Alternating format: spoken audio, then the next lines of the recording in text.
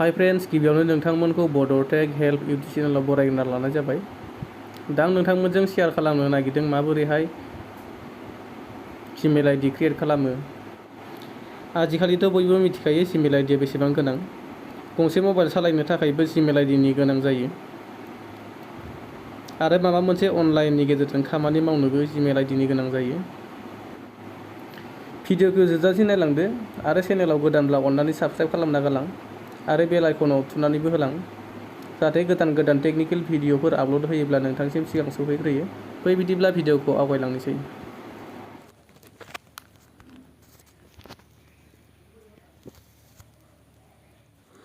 बेयाव सार्च खालामदो create Gmail ID होननानै।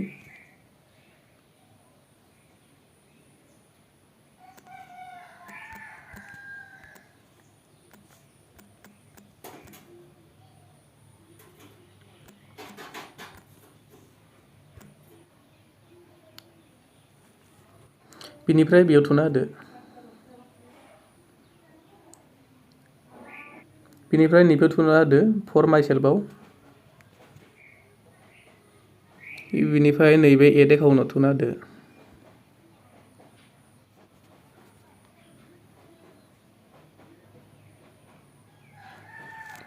बिनिफ्राय नैबे क्रिएट एकाउन्टआव थुना होदो। ओमफ्राय फर माइ सेल्फआव थुना होदो। बेयाव फार्स्ट नाम बिदो, फार्स्ट नामखौ होनोसै आङो। बेयाव लास्ट नामखौ होदो। ओमफ्राय नैबे नेक्स्टआव थुना होदो। बेयाव जोनोम तारिखखौ थुना होदो।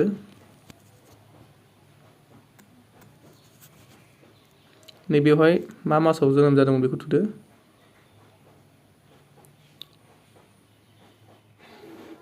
बिनिफ्राय बेसे इयाराव जोनोम जादोंमोन बेखौ थुदो। नैयावहाय जेन्डार सायख'दो, मेल बा मेल, फिमेल बा फिमेल। नैबे नेक्स्टआव थुना होदो। बेनिफ्राय नैबेयावहाय क्रिएट इउर अन जिमेल एड्रेस बेयाव थुना होदो। बेयाव एग्जाम्पोल हिसाबै आङो होनोसै मोनसे बड'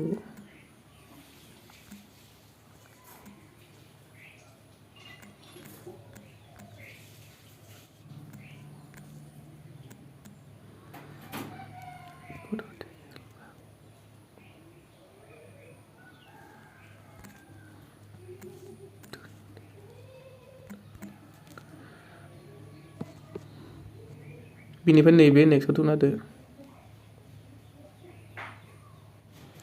बेवहाय पासपर्ट बिदो, पासपर्टखौ होदो नोंथाङा मा होयो।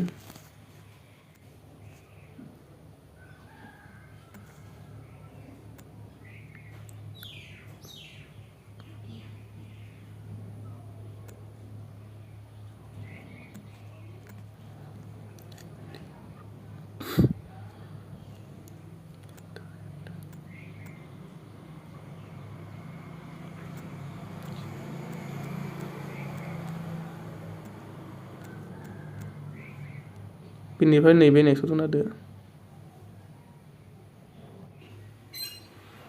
बिनिफ्राय नैबे येस आइ एम इनाव थुना होदो।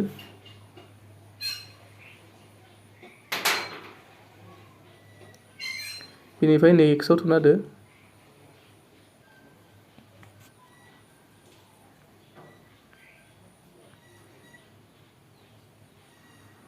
बिनिफ्राय आइ एग्रियाव थुना होदो।